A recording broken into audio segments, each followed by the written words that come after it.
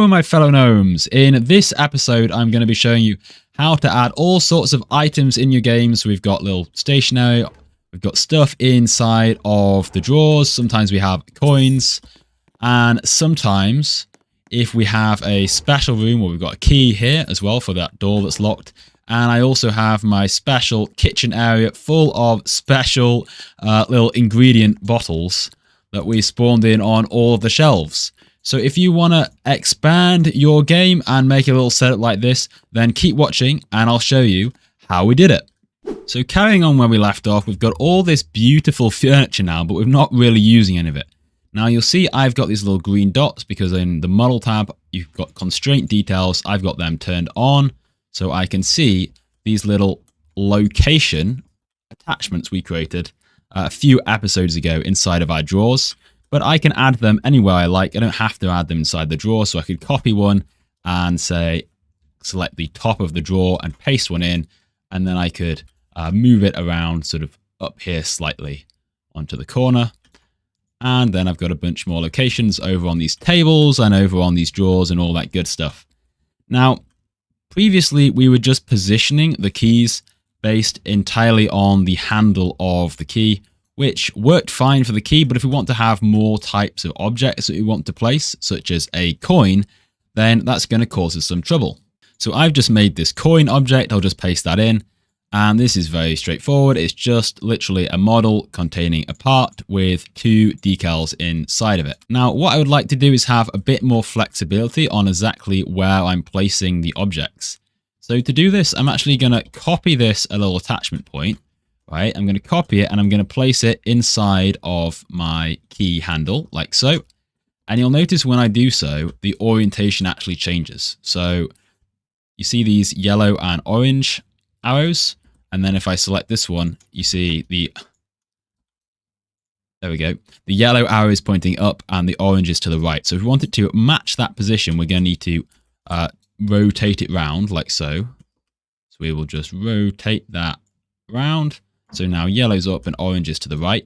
And we're going to place this where we want our key to appear. So what we're going to do is we're going to line up these two attachment points perfectly so they're in exactly the same position, which is going to give us a bit more flexibility with placing items. So this will end up being perfectly placed if we wanted on this location so that these line up. So you want it in such a place kind of near towards the bottom of the key so that the key will be making contact with the surface. And you don't want it, the attachment point to be too high up or something, because then you're going to be down underneath it, right? So make sure you get all of those lined up. So there we go. I've got one for the key and one for my coin as well. Now you'll notice I've named both of these pivots to reference its pivot point that we're going to locate, that we're going to use to line up with the location elements. So these are both called pivot. Now let's go into our script. So remember inside of the room module, we call this item.new function. So let's get our item script. And if we head to item.new, we check if we have the item object. And if we do, we just start cloning the handle. Now, obviously this isn't going to work anymore because our coin model doesn't have a handle. It isn't a tool. And we're kind of assuming it is a tool. So let's break this down a bit. First, we're going to check if for some reason we don't have an item object, then we just say warn, no such item, and we can just exit out of it, okay? But otherwise, if we do have one, then let's check if that item is a tool, and then we can start to do tool-specific things. Now, in this case, what I want to do is I want to clone the contents of the tool, kind of like we did before, and place it inside of a model. So I'm going to create a new model variable. Initially, it's going to be equal to nil, but if it's a tool, then we're going to set about saying new model equals instance.new, and we're going to create a model for ourselves. We're going to name that model with the same name as the item object, okay? And then we're going to set the new model's primary part to be equal to the handle of the tool, because every tool has to have a handle, so that should exist. Can't spell, can I? There we go.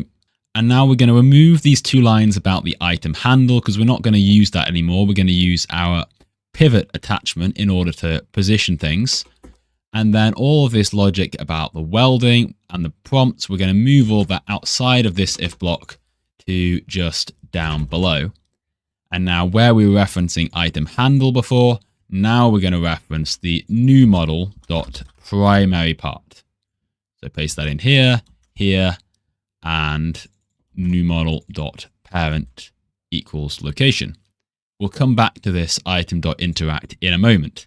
But first we need to actually position and place this model into the world. So let's first start by referencing that pivot attachment.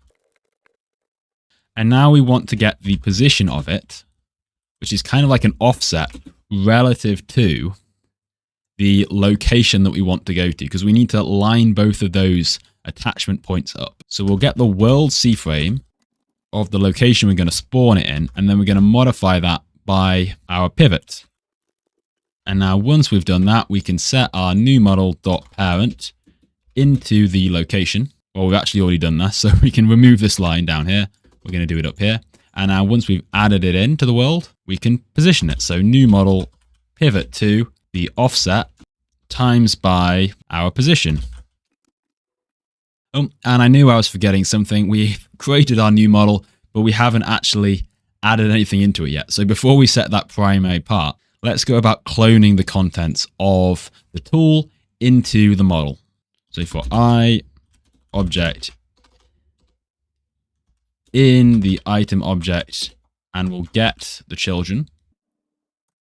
And we can say object clone and set that parent equal to the new model all on one line. It's a bit dirty. I wouldn't normally clone and set the parent, but that works just fine here.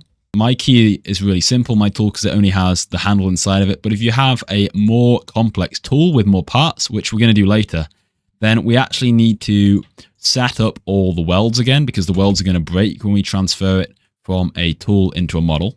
So let's create another loop just below, just down here, once we've set the primary part. This time looping through new model, and we're going to call get descendants. Now, if that object is the primary part, then we'll ignore it. So we'll say then, all on one line, then continue end. And if that object is not a base part, so if not object is a base part, then again, we will continue and end. So we're only interested in parts that aren't the primary part, and then we're going to create a weld for it. Now we can basically just copy this weld constraint logic from before, so copy and paste that. But this time, the part 0 is going to be object obj. Part 1 is going to be our new model.primary part. And we're going to set the weld's parent to be the object. So now we've done a little bit of tweaking of this item script. Let's just go and check everything still works. So if I go down, let's just comment out the interaction for a second. Head into our room logic, and instead of the item being spawned every between 1 and 5, we'll just set it to 5, 5, so it's a sure thing to happen. Hit play, and I instantly see a problem because we've got all of these keys all spawning on the same spot rather than inside of the room. So what we've done there, I think if we go into our item script, yeah, I told you I didn't like cloning and parenting all on the same line. Because we're setting the primary part to the old item objects handle rather than the new thing we're cloning. So let's create a variable, say local clone equals object clone, and then if the clone.name equals handle, then we'll set the new model.primary part equal to the clone, and then we will say clone.parent equals new model, and then we can remove this line entirely. So let's just hit run one more time. We'll check those keys aren't appearing on the same spot. They're not. And if I'm inside of this room, we've got a lock, and then let's look inside of one of these. There we go. We've got the key in the drawer there. So now let's just ensure that interaction still works. So instead of sending the item handle, let's send the entire model, and then we will say template destroy just as before. That works fine. And then we can say else if the item name equals coin, then we can make a little sound play. Well, why don't we go into the item module, and I'm just going to paste in a little coin sound as a child of the module script. And I'm going to say, get that sound, clone it. I'm going to set the sound to play on remove equal to true. I'm going to parent it into the character because before we made it part of the tool, but that doesn't really work this time because it's not a tool. We just want to instantly destroy this coin. So we're going to set the sound dot parent equal to player.character.head so that that character hears the sound. So it's a 3D spatial sound. And then as soon as we've done that, we're just going to set the sound.parent equal to nil again. So parenting and unparenting, so it's not going to clutter anything up, but it will play. Now, another thing that would be nice to happen is actually track how many coins they've got, because at the moment this isn't doing anything either. So let's go into our server script, and how about we set up some leader stats quickly. So right at the bottom, if we say game.players.player added, connect that into a function and get that player, and then we can just create some leader stats. This is basically just a folder that goes inside every player. It's important it's named exactly leader stats. We can parent it to them, and then we just create a coins value. Make sure to name it and parent it to the leader stats. So then Roblox will set up the whole leader stats for us. And once that exists, we can just say player.leaderstats.coins.value, because it's an int object, plus equals 1 to add to it. So now we're reacting to when they pick up that key, sorry, that coin, but we're not actually spawning it in. So let's go back into our room script again. And how about we say if we're not spawning in a item, if we're not spawning in a key, sorry, then we're going to add in a coin instead. So let's just copy this. We're going to change this later on actually, but I'm just copying this for now.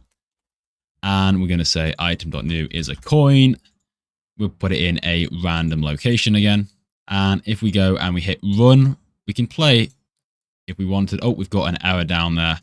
Attempt to index nil with primary part on item, line 56. Oh, that's because our new model is still nil. So let's add an else where we're going to assume else if the item object is a model, then in that case, we can actually just say that the new model is equal to item object and clone it. So now when we hit run, we should get rid of that error. Yep, we have. And if I just search for coin, I should get a bunch of stuff come up. So in the long corridor, coin, press F, and there we go. We've got a coin now inside of this drawer, and we can confirm it works in play mode. So at the moment, you can see I've got 0 coins. And if I look through these drawers, there's a coin. I press E, and I get +1. The sound plays, and it disappears. Great. Now, obviously, it's a bit weird to only have a single item in every room. That's not very fun. It'd be nice if we had some more props. Rather than just one key or one coin in every room. So we could really start filling this stuff with like generic props, even if you can't interact with it. So in order to spawn more items into the room, we're really going to have to adjust how our item spawning itself works within the room. Because obviously we don't want to just like copy random locations each time. And the problem is if we just did multiple random locations, say I wanted to do like this and I just started copying it and pasting it, well, there's a chance that I could get the same random location every time, and then I could get things in the same place. Obviously, that's not ideal. So let's go and look at where we get our locations in the first place, which is the furnish room function of the furniture module. And in here, we can see we're relying on just looking for drawers. And I actually want to separate this logic out a bit. So let's loop through for I object in the entire furniture model. And we'll get all the descendants, and we'll check if any of them is an attachment, and that attachment.name is location, which is what we've named our special attachments. And if it is, then, oh, we need a double equals, like so. If it is, then we can insert this in. So Control-X, Control-V, draw.location, it will just be object. And so now we've separated out finding the item locations from our specific logic just for opening and closing the drawers. So item locations is a table of all the locations we find, but it's very dependent on the order that the get descendants runs. And typically this might end up giving us the results in a very similar order. So it would be nice if we could sort of shuffle through to ensure that we're getting a completely random list every time. So if we go into our rooms folder, our room module, I'm going to create a new function up here actually. And I'm going to call this local function shuffle table. And that's going to take a table, TBL, as its parameter. So we're going to get the length of that table equals hashtag TBL. And then we're going to create a loop. For I equals starting at the length, we want to finish at the second position, and we want to go down it. So -1. We're going to get a random, completely random value. So room.random next integer between 1 and the current value of I. And then we're going to swap all the elements round in the table. Now, a pretty little handy thing for this is if we type it all on the same line. So TBL I, comma, TBL J, and then we're going to set that to their opposites. So I is going to be equal to J, and J is going to be equal to I. So we should have IJ, JI. And then once we've done with all that swapping, we can return the table back. I didn't actually come up with this. This is like the Fisher-Yates algorithm. It's pretty neat. So now we can call this shuffle table so that when we get those locations, we can say locations equals shuffle table locations. So we're going to get a slightly new table. And now we can set up our keys. So if it's between 1 and 5 and the value is 5, then we're going to add in a key. But instead of getting a random location, we can actually just set it to the first position that we get back, because we know it's always going to be random. And then we can go about adding in coins, say. So we can start at position 2, and we could loop through every single location, other items, and we can still have an element of random. So let's say local R equals some random number between 1 and 5. And if R equals 5, then we're going to add in a coin, and the random location this time being the value of I. We're currently within the loop. We can remove all of this. Sorry, not I. We want locations I. Run that thing, and then if we look inside our room, we should see, okay, so now we've got the key spawning on top of the drawer, for instance. And if we look inside of these, they've only got a 20% chance of also spawning a coin each one. So there we go. We've got 1. And then if we look inside the next room, we've got a few more items in here. So we might find some more coins as well. There's one. There's another one. And here's another one. So we've got quite a few coins dotted about the place. But both of these are still quite rare. I'd like to add a whole bunch more items. So I've already gone and set up a bunch of items. And if I go into my items folder, I can go and paste them in. And I've got them all in a folder called generic. Okay, and they're all models. None of these are tools. So we've got this tray item, this pouch, some paper, a book, and some stationery. Now, these have all got like different sort of hierarchies, right? But the crucial thing is they're all set up with a primary part. And that primary part always contains a pivot attachment point, because that's what we're using to position them with. So now we've got these generic items. Let's go about placing them into our rooms. So let's try saying else if that R number is, say, less than 3, right? So it's got a 40% chance of spawning a generic item. We'll say item.new and nil. Maybe we'll do less than or equal to 3. So that'd be a 60% chance. And we're typing nil because we haven't got a specific name, right? We want one of these random generic items. So let's set up selecting something from a list. So we go into item.new function one more time. And really, I want to set up some new parameters. So as well as item name, I want to have a room name. And then also I'm going to say whether it's interactable or not. That's just going to be a Boolean, because keys and coins are interactable, but this generic stuff, they're really just there as props. I don't want people to actually be able to pick them up. So let's say if interactable, then we're going to set up a prompt. Okay. So we can wrap all this prompt inside here. Otherwise, we're not bothered about it. And then let's use the room name to decide where to get the item object from. So instead of assuming it's in the items folder, let's say if we have an item name, then we can go about looking for it. So item object is going to be inside of the items folder. We'll set this to nil to start with. Otherwise, else, let's see if we can find one in a room name. So local item folder will be equal to workspace.items, find first child, room name. Or if there isn't any room name, then we could say workspace.items.generic. So we're going to get something from this generic folder, because we could add new folders if we want items for specific rooms. But in this case, we just want to get a generic item, get the contents of that folder, and then get a random item from it. And then we're just going to make one tiny little change, which I sometimes find when messing about with welds especially, you can get weird results. So we're just going to make sure item object, we're actually going to just clone it right from the start. So they're not messing up any of our actual items that are in the workspace.items folder. So then with these new parameters, let's go and call our item.new function again.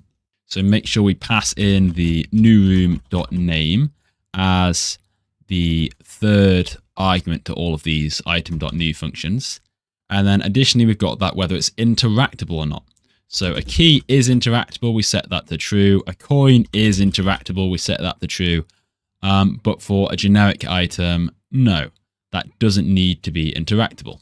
So now if I'm inside my rooms, they've got a little bit more life to them, right? Sometimes there's a key on the top, and if I look in the drawers, I'm going to find papers, there's a coin, and there's a book over here, and then sometimes there'll just be empty drawers as well. Really cool.